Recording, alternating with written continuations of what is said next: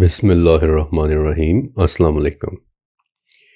صحیح بخاری میں نبی کریم حضرت محمد صلی اللہ علیہ وآلہ وسلم کی ایک حدیث ہے کہ جہاں آپ علیہ السلام فرماتے ہیں کہ بنی اسرائیل میں کچھ لوگ ایسے بھی ہوئے ہیں کہ جو نبی تو نہیں تھے لیکن فرشتے ان کے ساتھ باتیں کیا کرتے تھے۔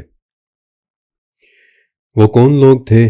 بنی اسرائیل کے ٹاپ کے علماء، ان کے بڑے بڑے اسکالرز کہ جنہیں قدیم صحیفوں اور نایاب کتابوں کا علم ہوا کرتا تھا، ان کے بڑے بڑے عبادت گزار لوگ۔ اور ایسے ہی ایک عبادت گزار شخص کے ساتھ ایک عجیب واقعہ پیش آیا۔ جب اس نے 30 سال تک اپنی عبادت پوری کر لی تو اسے اپنی عبادت قبول ہونے کی وہ نشانیاں نظر نہیں آئیں کہ جو آنی چاہیے تھیں۔ اسے فرشتوں کا اپنے ساتھ باتیں کرنا محسوس نہیں ہوا، تو اس نے اپنی ماں کے سامنے یہ واقعہ بیان کیا کہ شاید وہاں سے کوئی وجہ پتہ چل جائے۔ تو اس کی ماں نے کہا کہ ہو سکتا ہے بیٹے کہ اپنی عبادت کے دوران تم سے کوئی گناہ سرزد ہو گیا ہو۔ اس نے کہا کہ نہیں، ایک بھی نہیں۔ ماں نے کہا کہ ہو سکتا ہے کہ پھر تمہارے دل میں کسی گناہ کا خیال ہی گزر گیا ہو۔ اس نے کہا کہ نہیں، ایسا بھی نہیں ہے۔ تو ماں نے کہا کہ پھر ہو سکتا ہے کہ تم نے آسمان کی طرف دیکھا ہو اور اس کی تخلیق میں غور کیے بغیر ہی اپنی نظریں ہٹا لی ہوں۔ اور تب اس نے کہا کہ ہاں، ایسا تو ہمیشہ ہوا ہے۔ اور اس پر پھر اس کی ماں بولی کہ بس تو پھر یہی وجہ ہے کہ فرشتے تجھ سے باتیں نہیں کرتے۔ آسمان 310 مرتبہ سے زیادہ قرآن پاک میں مینشن ہونے والی چیز ہے۔ آسمان، اگر ابھی آپ اپنی نظریں اٹھا کر آسمان کی طرف دیکھیں تو شاید آپ کو دور دراز کی خلاؤں میں موجود ستارے دکھائی دیں گے، لیکن ان ستاروں اور آپ کے درمیان کتنے راز چھپے ہوئے ہیں۔ اگر آپ کی آنکھیں انہیں دیکھنے کے قابل ہو جائیں تو دوبارہ کبھی شاید آپ کی نگاہیں زمین کی طرف پلٹ کر بھی نہ دیکھیں۔ لیکن کیا آپ نے کبھی ان چیزوں کی موجودگی میں غور کیا ہے؟ کیا آپ نے کبھی سوچا ہے کہ آسمان میں کیا کیا کچھ چھپا ہو سکتا ہے؟ آپ کو پتہ ہے کہ آسمان میں غور نہ کرنا قرآن کے مطابق کفر کی ایک نشانی ہے۔ جی ہاں، سورہ یوسف کہ زمینوں اور آسمانوں میں بہت سی نشانیاں ہیں کہ جن میں یہ غور نہیں کرتے، اور ان میں سے اکثر لوگ اللہ پر ایمان رکھنے کے باوجود مشرک ہیں۔ بلکہ اس کے برعکس آسمان میں غور کرنے کو اللہ تعالیٰ نے ایمان کی ایک نشانی قرار دیا ہے۔ الجاسیہ، زمین اور آسمانوں میں ایمان والوں کے لیے نشانی ہے۔ آج کی ویڈیو کے اندر جو کچھ بھی میں آپ کو بتانے والا ہوں، اسے سن کر، اسے دیکھ کر نہ صرف آپ نے حیران رہ جانا ہے، بلکہ آج جو انفارمیشن میں آپ کو دینے والا ہوں اسے یوٹیوب پر شاید آپ نے پہلے کبھی سنا بھی نہیں ہوگا۔ لہٰذا ریلیکس ہو کر یہ ویڈیو دیکھیں، کیونکہ آج میں آپ کو آسمانوں میں ایک بہت ہی خوبصورت سفر پر لے کر جانے والا ہوں، اور آج میں آپ کو ان میں چھپے وہ راز دکھانے والا ہوں کہ جنہیں آج سے پہلے شاید آپ نے کبھی دیکھا بھی نہیں ہوگا۔ سب سے پہلا سوال کہ آسمان آخر ہوتا کیا ہے؟ پچھلے 300 سال سے انگلینڈ میں ایک انسائکلوپیڈیا پرنٹ ہو رہا ہے، انسائکلوپیڈیا بریٹانیکا۔ اس وقت یعنی کہ آج کی تاریخ میں دنیا کے 100 بڑے اسکالرز اور ان کے 4000 اسسٹنٹس ہر وقت صرف اس بات پر ریسرچ کر رہے ہیں کہ کب کوئی نئی معلومات دریافت ہو اور وہ اسے دنیا کے سب سے بڑے انسائکلوپیڈیا کے اندر شامل کریں۔ لیکن پچھلے کئی سالوں سے انسائکلوپیڈیا بریٹانیکا میں آسمان کی تعریف اپڈیٹ نہیں ہوئی۔ وہاں پچھلی 3 صدیوں سے آسمان کی صرف ایک ہی تعریف لکھی ہوئی ہے کہ اوپر کی طرف دیکھنے پر نظر آنے والا وہ منظر کہ جسے دیکھنے میں کوئی رکاوٹ حائل نہ ہو، یعنی کہ گھر کی چھت کو ہٹا کر دیکھنے پر جو منظر نظر آئے بس وہی آسمان ہے۔ and that's it۔ سائنس کی زبان میں آسمان کی اس سے زیادہ کوئی تعریف ایگزسٹ نہیں کرتی۔ سائنس آسمان کو کوئی فزیکل چیز نہیں مانتی۔ سائنس کی زبان میں بات صرف اتنی سی ہے کہ اگر آپ کے اندر ہوا میں اڑنے کی صلاحیت پیدا ہو جائے اور آپ اوپر کی طرف اڑنا شروع کر دیں تو سب سے پہلے جو یہ نیلا سا آپ کو نظر آتا ہے یہ آسمان نہیں بلکہ مختلف گیسز کا ایک مجموعہ ہے کہ جسے ایٹماسفیئر کہتے ہیں، یعنی کہ فضا۔ اس سے اوپر اڑنے پر دھیرے دھیرے آپ فضا سے نکل کر خلا میں داخل ہو جائیں گے، اور اس سے اوپر بس پھر صرف اور صرف خلا ہے۔ سائنس کے پاس آسمان کی صرف یہ تعریف ہے، لیکن اس کے برعکس اگر میں آپ کو قرآن و سنہ میں آسمان کی تعریف دکھاؤں تو آپ کو یوں لگے گا کہ جیسے آپ سائنس کے بالکل الٹ باتیں سن رہے ہوں۔ مثلا الاعراف اور الحجر دو جگہ پر ہیں کہ آسمان میں دروازے ہیں، الحجر اور الفرقان کہ آسمان میں بروج بھی ہیں، المؤمنون آسمان ایک نہیں بلکہ 7 ہیں، الاحزاب کہ آسمان ایک زندہ اینٹی ہے، یہ شعور رکھتا ہے، یہ ہاں اور نہ بھی کہتا ہے، الزاریات آسمان میں راستے بھی موجود ہیں، النبا کہ ایک دن یہ آسمان کھلے گا اور اس کے دروازے نظر بھی آنے لگ جائیں گے، یہ شیک کرے گا، یہ اپنا کلر چینج کرے گا، اس کی کھال ادھیڑ دی جائے گی۔ Amazing amazing amazing information, amazing details ملتی ہیں قرآن اور سنہ میں کہ آسمان کی خصوصیات، اس کی پراپرٹیز کیا کیا ہیں۔ ایک شخص نبی کریم حضرت محمد صلی اللہ علیہ وآلہ وسلم کے پاس آیا اور پوچھا کہ یا رسول اللہ، یہ آسمان کیا ہے؟ آپ نے فرمایا کہ یہ رکی ہوئی ایک لہر ہے۔ What do you make of it؟ کیسی کیسی حیران کن باتیں ہیں، اور آپ کو پتہ ہے کہ اگرچہ سائنس آسمان کے دروازوں اور راستوں کو سمجھنا شروع ہو گئی ہے، لیکن سٹل سائنس ابھی ان راستوں کو ایک بار دیکھ لینے سے بھی دہائیوں پیچھے ہے، جبکہ قرآن پاک میں ایسٹرو فزکس کا علم کئی صدیاں ایڈوانسڈ ہے۔ اور ایسا میں کیوں کہہ رہا ہوں؟ میں آپ کو قرآن پاک کے ایڈوانسڈ نالج کے متعلق ایک بڑی زبردست بات بتاتا ہوں۔ الدخان کی ایک آیت ہے، آیت نمبر 29، کہ جہاں فرعون اور حضرت موسیٰ علیہ السلام کے متعلق بات کی جا رہی ہے۔ اب اس آیت میں لکھا ہوا ہے کہ نہ تو ان پر یعنی فرعونیوں پر، نہ تو ان پر آسمان روئے اور نہ ہی ان پر زمین روئی، اور نہ ہی انہیں کوئی مہلت ملی۔ اس آیت سے آپ کو کیا سمجھ میں آیا؟ درجنوں مرتبہ آپ نے اس آیت کو پڑھا ہوگا اور زیادہ تر لوگوں نے اس کا یہی مطلب لیا ہوگا کہ فرعون کے مرنے سے کسی کو کوئی فرق نہیں پڑا، اللہ کا دشمن تھا، مر گیا، دنیا چلتی رہی، نہ آسمان رویا نہ زمین روئی وغیرہ وغیرہ۔ لیکن میں آپ کو اس آیت میں چھپا ایک بہت ہی زبردست راز بتاؤں۔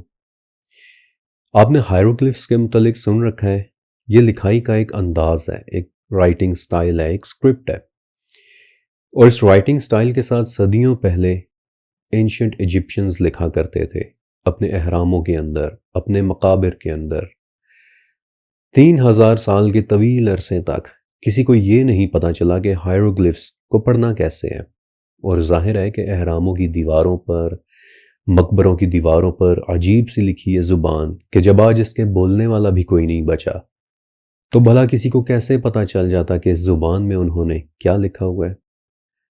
لیکن پھر 18ویں صدی میں ایک فرینچ مسافر کو مصر کی ریت میں دبا ایک قدیم کتبہ ملا، ایک پتھر ملا کہ جس پر اینشینٹ رومن زبان میں ایک ٹیکسٹ لکھا ہوا تھا۔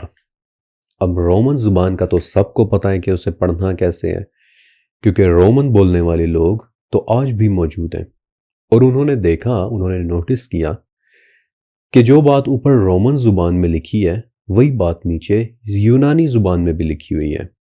اب یہ سمجھنا بھی آسان تھا کیونکہ یونانی زبان یعنی گریک لینگویج بولنے والے بھی آج موجود ہیں، لیکن زبردست بات یہ ہے کہ جو بات اوپر رومن اور یونانی زبان میں لکھی ہوئی تھی وہی بات ایگزیکٹلی وہی بات نیچے ہائیروگلفس کی صورت میں بھی لکھی ہوئی ہے، اور یوں اس کتبے نے کہ جسے بعد میں روزیٹا سٹون کا نام دیا گیا، اس نے ایک پریمر، ایک ڈکشنری، ایک علمی خزانے کا کام کر دیا، اور صرف چند سالوں کے اندر اندر ریسرچرز کو یہ پتا چل گیا کہ ہائیروگلفس کی زبان کو ڈیسائفر کیسے کرنا ہے، اور تب تب ایک مقبرے کی دیوار پر لکھے ٹیکسٹ کو ٹرانسلیٹ کرنے پر یہ عبارت سامنے آئی کہ جب ہمارا فرعون مرا تب زمین اور آسمان روئے، ستارے لرزے اور فرعون ایک خدا کے طور پر دوسری دنیا میں چلا گیا۔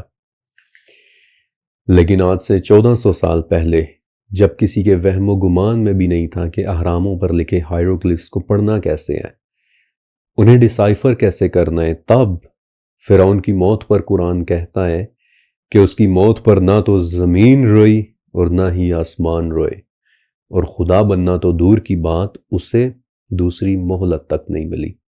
امیزنگ۔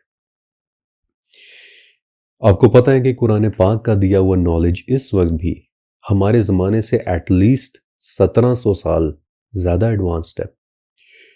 قرآن سائنس کی کتاب نہیں ہے، یہ میں جانتا ہوں، یہ میں مانتا ہوں، لیکن قرآن میں بتائی گئی سائنس روایتی سائنس سے صدیوں آگے کی باتیں کرتی ہے، تو پھر کیوں نہ ہم ٹریڈیشنل سائنس کی باتوں کے بجائے القرآن سے لیڈ لیں، وہ قرآن اور وہ سننا کہ جو آسمان کے دروازوں، آسمان کے راستوں اور آسمان میں موجود لہروں کی باتیں کرتے ہیں، چاہے ابھی تک ہم انہیں پہنچ کر دیکھ بھی نہیں پائے۔ پچھلی قسط کے اندر میں نے آپ کو آسمان میں موجود راستوں کا بتایا تھا۔ اگر آپ نے وہ قسط نہیں دیکھی تو پہلے اسے ضرور دیکھیے گا، کیونکہ وہ قسط اس آج والی ویڈیو کا ایک پریکول تھی۔ آپ کو یہ والی ویڈیو اچھی طرح سے صرف تبھی سمجھ میں آئے گی کہ جب آپ اس سے پہلے والی ویڈیو دیکھ چکے ہوں گے۔ اوکے، آسمان کے راستوں کے متعلق الزاریات میں ایک آیت ہے کہ قسم ہے راستوں والے آسمان کی، وَالسَّمَاءِ ذَاتِ الْحُبُكِ۔ یہ حبک کیا ہوتا ہے؟ تقریباً تمام اردو تراجم میں اس کا ترجمہ راستے ہی کیا گیا ہے کہ قسم ہے راستوں یا راہوں والے آسمان کی، لیکن حبک is a bit more than that۔ حبک ایک سمپل راستے سے ہٹ کر ایک چیز کا نام ہے، یہ ایک نیٹ ورک کا نام ہوتا ہے، راستوں کے نیٹ ورک کا۔ دیکھیں، حبک کے عربی زبان میں 3 مطلب ہوتے ہیں۔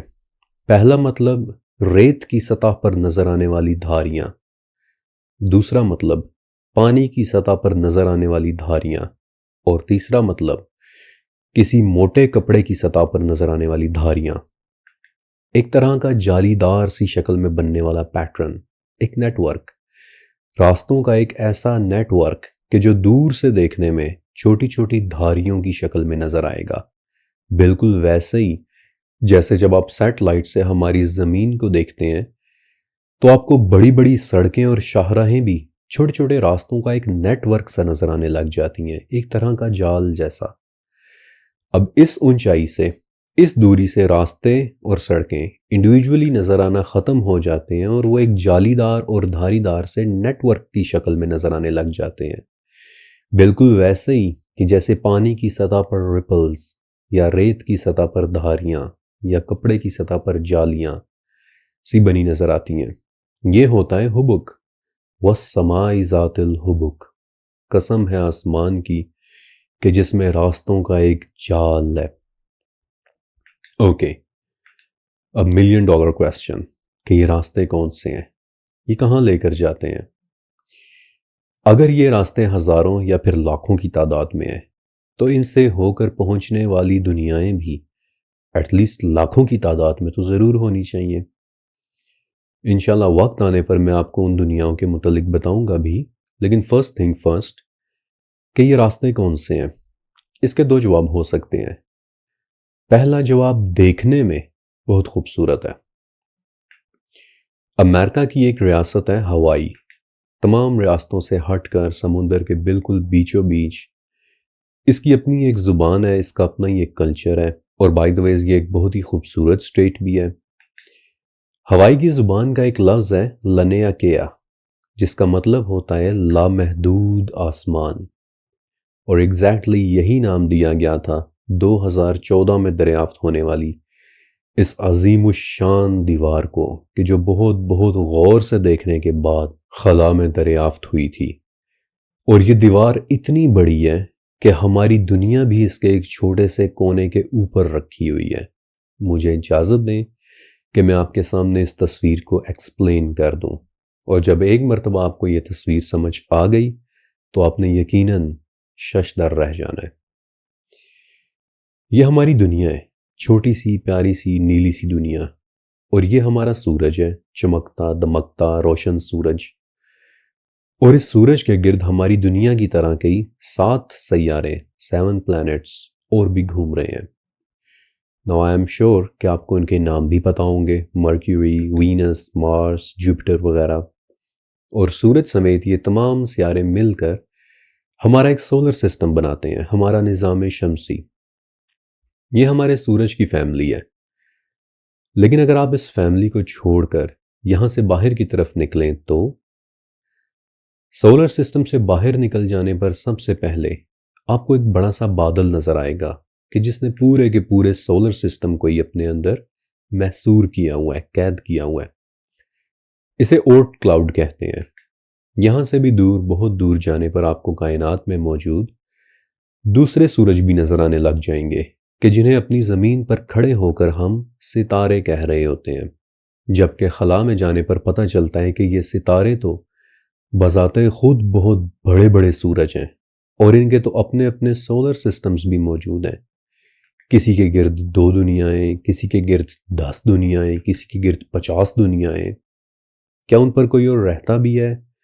آگے چل کر وہ بھی میں آپ کے ساتھ شیئر کروں گا، لیکن فی الوقت یہاں سے آگے بڑھتے ہیں اور ایک بار پھر سے دور، بہت دور، اپنے گھر سے بہت دور جانے پر پتہ چلتا ہے کہ یہ تمام ستارے بذات خود بھی ایک بہت بڑے نیٹ ورک کا حصہ ہیں کہ جسے کہکشاں کہتے ہیں۔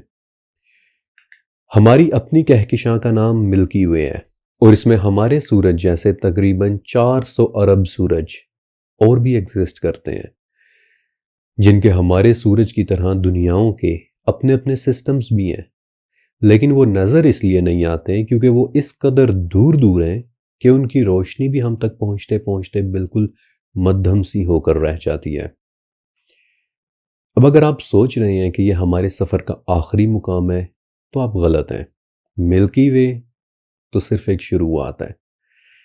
ملکی وے بذات خود ایک بہت بڑے نیٹ ورک کا ایک چھوٹا سا حصہ ہے کہ جسے لوکل گروپ کہتے ہیں، اور لوکل گروپ میں ملکی وے جیسی بڑی چھوٹی کوئی 80 کہکشائیں موجود ہیں، 80 گیلیکسیز، جن کے اندر پھر اربوں سورج، اور پھر ان اربوں سورجوں کی آگے اربوں دنیایں وغیرہ۔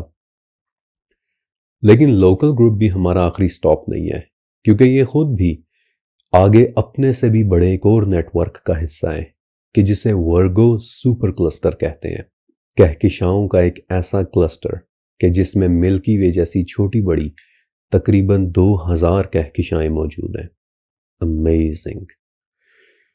اس لیول پر آ کر اب میں مزید آپ کو ستاروں اور پھر ان کے گرد گھومتی دنیاؤں کی گنتی نہیں بتا سکتا، لیٹ الون ان پر رہنے والی مخلوقات کی تعداد کا۔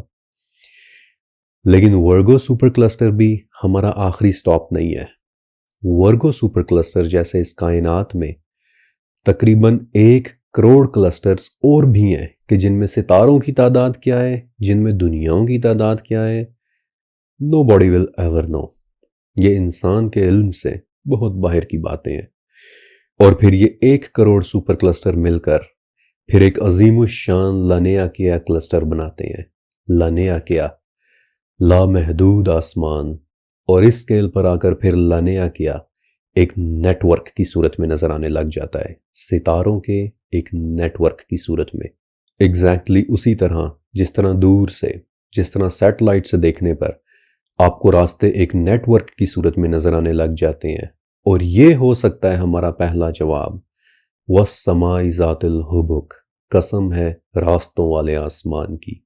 اللہ اکبر۔ اس اسکیل پر پہنچ کر کیا آپ میں سے کوئی بتا سکتا ہے کہ ہماری دنیا کہاں ہے؟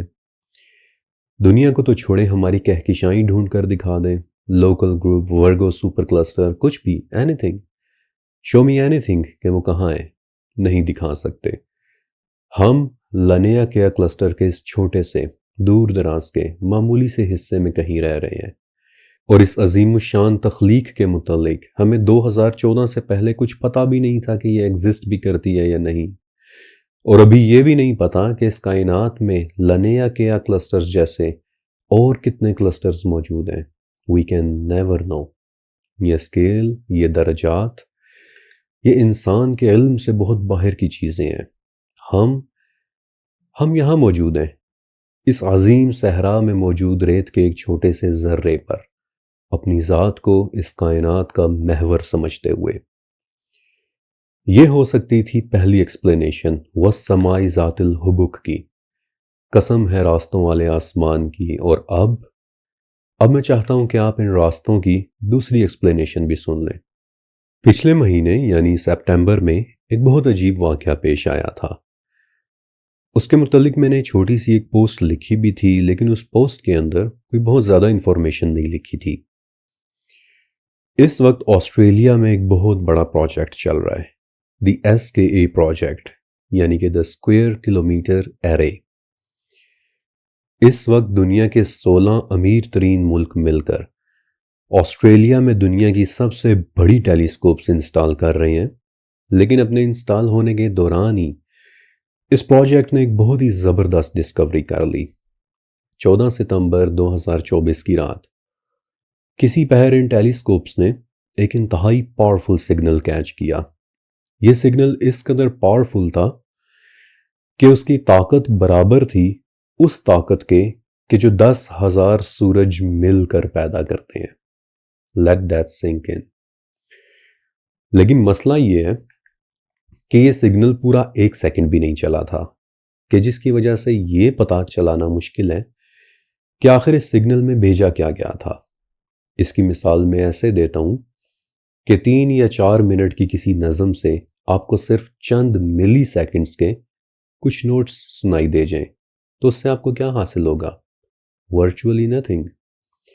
آپ اتنا بھی نہیں پہچان سکیں گے کہ یہ نظم تھی کون سی، لیٹ الون کہ اس میں پیغام کیا دیا جا رہا تھا.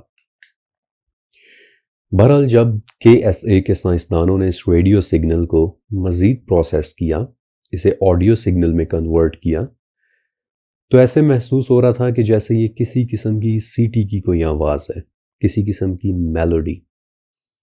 لیکن اصل شوکر یہ ہے کہ یہ سگنل دور، کہیں بہت دور، تقریباً 8 بلین لائٹ ایئرز دور سے آ رہا تھا. اب اس قدر پاورفل سگنل اور اس قدر دور کی کسی جگہ سے آنا، اس سب کا کیا مطلب ہے؟ آپ کو پتہ ہے کہ سائنس میں ایک ٹرم استعمال ہوتی ہے، ٹیکنو سگنیچر. میں آپ کو بڑی آسان سی ایک مثال کے ذریعے سمجھا دیتا ہوں کہ فرض کریں اس وقت آپ کے سامنے اچانک آسمان سے ایک چھوٹا سا پرزہ آ کر گرے، تو آپ کیا سوچیں گے؟ ہو سکتا ہے کہ آپ کو بالکل بھی پتہ نہ ہو کہ یہ پرزہ کس چیز کا ہے. ہو سکتا ہے کہ یہ بھی پتہ نہ ہو کہ اس پرزے کو بنایا کس نے تھا. کیا یہ پرزہ کسی ڈرون کا ہے یا کسی ہوائی جہاز کا؟ کیا یہ پرزہ کسی راکٹ کا ٹوٹا ہوا ٹکڑا تو نہیں؟ ہو سکتا ہے کہ اس پرزے کے متعلق ورچولی آپ کو کچھ بھی پتہ نہ ہو، لیکن کم سے کم آپ اتنا ضرور پہچان لیں گے کہ یہ پرزہ یہ کسی ٹیکنالوجی کا نتیجہ ہے، کیونکہ یہ پرزہ اپنے اندر ایک ٹیکنو سگنیچر رکھتا ہے. یہ ایک ثبوت ہے کہ اسے کسی ٹیکنالوجی کے ذریعے بنایا گیا تھا، اب چاہے وہ کوئی قدیم ٹیکنالوجی ہو یا جدید. اور یہ ریڈیو ویوز پر مشتمل سگنل بھی اپنے اندر کہیں نہ کہیں ایک ٹیکنو سگنیچر ضرور رکھتا ہے. کوئی نہیں جانتا کہ اسے کس نے بھیجا، کوئی نہیں جانتا کہ وہ ٹیکنالوجی کیا تھی کہ جس سے اس قدر طاقتور سگنل پیدا کیا جا سکتا ہے کہ جو 10,000 سورجوں کی طاقت رکھتا ہو یا جو 8 بلین لائٹ ایئرز کا فاصلہ طے کر لے. لیکن جنہوں نے بھی یہ سگنل بھیجا تھا وہ ہم سے شاید بہت پہلے یہاں سے جا چکے. جب تک ان کا یہ سگنل ہم تک پہنچا تب تک انہیں ختم ہوئے بھی شاید کروڑوں سال گزر چکے ہوں، اور آج ہمارے پاس ان کے ٹیکنو سگنیچر کے نام پر کچھ بھی نہیں سوائے چند ملی سیکنڈز تک چلنے والی ایک مدھم سی سیٹی کے. اور اسی قسم کی وہ ہزاروں دنیایں ہو سکتی ہیں کہ جن کو کنیکٹ کرنے والے راستوں سے یہ آسمان بھرا پڑا ہے. کون جانے کہ انہی راستوں کو ذوالقرنین نے بھی استعمال کیا ہو. ذوالقرنین یعنی کہ سورہ کہف والی وہ شخصیت کہ جنہوں نے 3 سفر کیے تھے، اور وہ تینوں سفر سچ کہوں تو آج تک ایک راز ہے کہ وہ ایگزیکٹلی ہوئے کس جگہ تھے. لیکن پچھلے 5-6 سال سے کئی انڈیپینڈنٹ ریسرچرز اب ان ٹاپکس پر بات کرنے لگے ہیں کہ ذوالقرنین کو اللہ تعالیٰ نے شاید ان راستوں کے استعمال کا طریقہ دے دیا تھا۔ ساحل الدین، ڈاکٹر عبدالسلام، کئی ریسرچرز ان راستوں کا ذکر کرتے ہیں کہ جنہیں ذوالقرنین یوز کرتے تھے اور جنہیں قرآن کی زبان میں سبابہ کہتے ہیں۔ سبابہ کا ٹیکنیکل مطلب ہوتا ہے وہ رسی کہ جو اوپر کی طرف چڑھتی ہے، اور میں آپ سے پوچھنا چاہتا ہوں کہ یہ کون سی رسی ہو سکتی ہے کہ جو اوپر کی طرف چڑھتی ہے اور لوگوں کو نئی نئی جگہوں میں لے کر جاتی ہے، سوائے آسمان میں موجود اوپر چڑھنے والے اس ٹیوب جیسے ایک راستے کے۔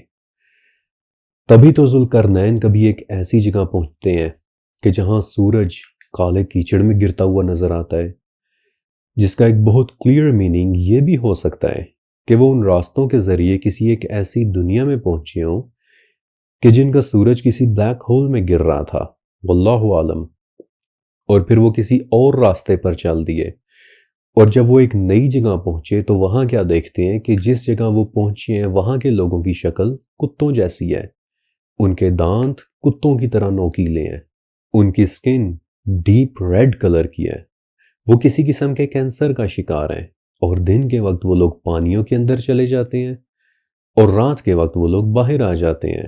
اور وہاں ذوالقرنین کیا دیکھتے ہیں کہ صحرا میں ایک سائڈ پر ہڈیوں کا ایک ڈھیر پڑا ہوا ہے کہ جو چاند کی روشنی میں چمک رہا ہے، جس کے متعلق وہ لوگ ذوالقرنین کو بتاتے ہیں کہ آپ سے پہلے بھی یہاں کچھ لوگ آئے تھے کہ جو یہاں کے سورج کی گرمی کا شکار ہو گئے، کیونکہ الکہف میں آتا ہے کہ ان لوگوں اور ان کے سورج کے درمیان کسی قسم کی کوئی رکاوٹ ایگزسٹ ہی نہیں کرتی تھی۔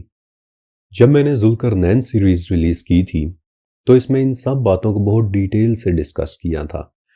وہ سیریز آپ سب کو یاد ہوگی، اور آپ سبھی نے یہ سوال بہت زیادہ پوچھا تھا کہ کون ہو سکتے ہیں وہ لوگ کہ جن کی ہڈیاں ریت میں پڑی تھیں، اور سچ کہوں تو شاید وہ ہم سے بہت پہلے کسی اور دنیا میں گزری ایک بہت ایڈوانسڈ قوم ہوگی کہ جو آسمان کے راستے استعمال کرنے سے واقف ہو گئی تھی، بالکل اس ریڈیو سگنل کے بھیجنے والوں کی طرح ایڈوانسڈ کہ جنہوں نے 10,000 سورجوں جتنی طاقت رکھنے والا ایک سگنل جنریٹ کیا تھا، اور پھر ہم تک وہ سگنل 8 بلین لائٹ ایئرز کے بعد پہنچا۔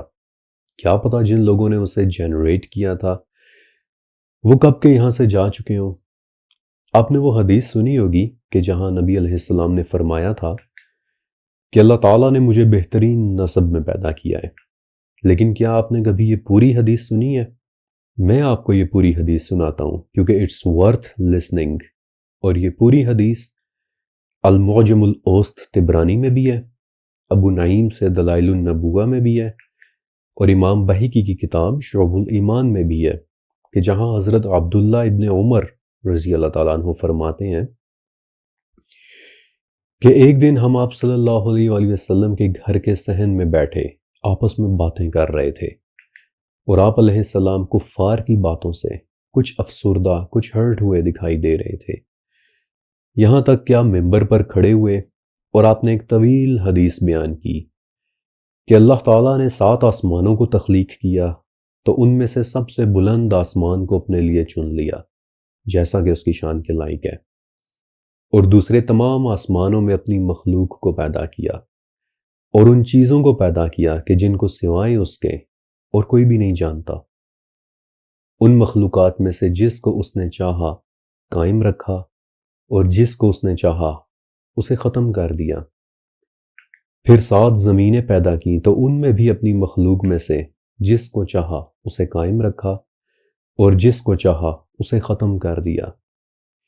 پھر مخلوقات میں سے بنی آدم کو منتخب کیا، اور یہ بات تو سورہ آل عمران میں بھی ہے کہ ہم نے تمام جہانوں میں سے آدم کو چن لیا، صرف اس جہاں میں سے نہیں بلکہ تمام جہانوں میں سے آدم کو چن لیا۔ پھر حدیث آگے بڑھتی ہے، اور یہاں سے پھر شاید آپ نے حدیث کا یہ حصہ سنا ہو کہ بنی آدم میں سے پھر عرب کو منتخب کیا، اور عرب میں سے پھر مضر کو منتخب کیا، اور مضر میں سے پھر قریش کو منتخب کیا، اور قریش میں سے پھر بنی ہاشم کو منتخب کیا، اور بنی ہاشم میں سے پھر مجھے منتخب کیا اور اللہ نے مجھے بہترین نسب کے ساتھ پیدا کیا۔ یہ پوری حدیث ہے کہ جو میں نے آپ کو بتائی ہے، اور غور کریں کہ اس حدیث میں اللہ کے رسول نے کتنی بڑی بڑی انفارمیشنز دی ہیں کہ اللہ نے ایسی مخلوقات بھی پیدا کی ہیں کہ جن کا علم سوائے اس کے شاید کسی اور کو نہیں ہے۔ ایسی چیزیں بھی پیدا کی ہیں کہ جن کے متعلق آج تک ہمیں کچھ پتہ نہیں۔ اس کی کئی مخلوقات ایسی بھی ہیں کہ جو آج سے ہزاروں سال پہلے کب کی یہاں سے جا چکی۔ شاید وہ لوگ بھی انہی مخلوقات میں سے ایک تھے کہ جن کی ہڈیاں ذوالقرنین نے ریت کے اندر چمکتی پڑی دیکھی تھیں۔ اور پھر قرآن کی وہ آیت کہ اللہ تعالیٰ نے تمام جہانوں میں سے آدم کو چن لیا۔ کیا یہ ناممکن ہے کہ ان دوسرے جہانوں اور ان دنیاؤں تک آسمان کے یہ راستے لیڈ کرتے ہوں جنہیں استعمال کرنے کا علم ذوالقرنین کو دے دیا گیا، جنہیں وہ لوگ بھی استعمال کرنا جانتے تھے کہ جن کی ہڈیاں ریت میں پڑی چمک رہی تھیں؟ کیا پتا وہ کس دنیا کے مسافر تھے اور کس راستے سے وہاں پہنچے ہوں، جبکہ آگے موت ان کا انتظار کر رہی تھی؟ اور کیا دوسری دنیاؤں میں موت ہونا آپ کے خیال میں بہت عجیب بات ہے؟ سورہ مریم کی 57 نمبر آیت کہ جہاں حضرت ادریس علیہ السلام کا ذکر ہے کہ ہم نے انہیں ایک بلند مقام پر اٹھا لیا۔ اس کی تفسیر میں ابن ابی حاتم جیسے ایک اتنے عظیم سکولر، دیکھیے کہ وہ کیا لکھتے ہیں کہ جب حضرت ادریس علیہ السلام کے پاس ان کا دوست فرشتہ آیا کہ جو ان کے پاس صحیفے لے کر آیا کرتا تھا، تو انہوں نے اس سے کہا کہ میں ملک الموت سے ملاقات کرنا چاہتا ہوں تاکہ میں اس سے پوچھ لوں کہ میری زندگی کتنی رہ گئی ہے، تاکہ پھر میں اپنے نیک کاموں کی خاطر مزید محنت کر سکوں۔ لہٰذا فرشتے نے انہیں اپنے پروں میں بٹھایا اور آسمان کے راستوں سے اوپر کی طرف چڑھتا چلا گیا، یہاں تک کہ چوتھے آسمان میں انہیں ملک الموت مل گئے، اور اس فرشتے نے ملک الموت کو حضرت ادریس علیہ السلام کے ساتھ ہونے والی اپنی گفتگو کے متعلق بتایا۔ تو آگے سے اس نے بڑے تعجب سے پوچھا کہ اس وقت وہ کہاں ہے، کیونکہ مجھے یہ حکم ملا ہے کہ چوتھے آسمان پر ادریس کی روح قبض کرنی ہے، اور میں نے سوچا تھا کہ وہ تو زمین میں ہے، تو ان کی روح کو چوتھے آسمان پر کیسے نکالوں گا؟ اور اس پورے واقعے کے بعد تب ملک الموت نے حضرت ادریس علیہ السلام کی روح چوتھے آسمان پر قبض کی، اور جب ان کے دوست فرشتے نے اپنے پروں کو اٹھا کر ان کے نیچے دیکھا تو وہاں حضرت ادریس علیہ السلام کی وفات ہو چکی تھی۔ کسی اور عالم میں موت، کسی اور دنیا میں موت، کسی اور جہاں میں موت، یہ کوئی عجب بات نہیں ہے۔ بہت ممکن ہے کہ ذوالقرنین نے وہاں جن لوگوں کی ہڈیاں دیکھی تھیں وہ بھی کسی راستے کے ذریعے وہاں پہنچے ہوں گے، راستوں کے ان نیٹ ورک کے ذریعے کہ جو لانیہ کیا کلسٹر کی اس ان امیجنیبل وسعتوں کو آپس میں جوڑے ہوئے ہے۔ ارب ہا ارب دنیایں، کھرب ہا کھرب مخلوقات کہ جن میں سے اللہ تعالیٰ نے جسے چاہا اسے رہنے دیا اور جسے چاہا اسے ختم کر دیا۔ کیا پتہ کون کون رہ چکا ہوگا اس لامحدود وسعت کے اندر، اور آج بھی کیا پتہ کون کون سٹل رہ رہا ہے۔ لیکن ایک بات تو طے ہے کہ ان تک پہنچنے کے راستوں کا کوئی نہ کوئی تعلق پانی کے ساتھ تو ضرور ہے، کیونکہ آپ کو پچھلی قسط کی وہ حدیث یاد ہے کہ جہاں آپ صلی اللہ علیہ وآلہ وسلم نے فرمایا تھا کہ ہم سے اوپر ایک محفوظ چھت ہے اور پھر اس کے اوپر ایک بند موج ہے، ایک بند لہر ہے۔ اور دوسری حدیث بھی آپ کو یاد ہوگی کہ جو میں نے اسی قسط کے شروع میں سنائی تھی کہ آسمان کیا ہے؟ ایک رکی ہوئی لہر۔ اور اب باری ہے اس بند موج، اس رکی ہوئی لہر کو ڈسکس کرنے کی، لیکن وہ سب اب انشاءاللہ اگلی قسط میں، کیونکہ اب ٹائم پورا ہو چکا ہے۔ مگر یہ ویڈیو دیکھنے کے بعد اب ایک مرتبہ نیچے لکھا میرا سب سے پہلا ٹاپ کمنٹ، میرا پنڈ کمنٹ ضرور پڑھ لیجئے گا۔ اللہ حافظ۔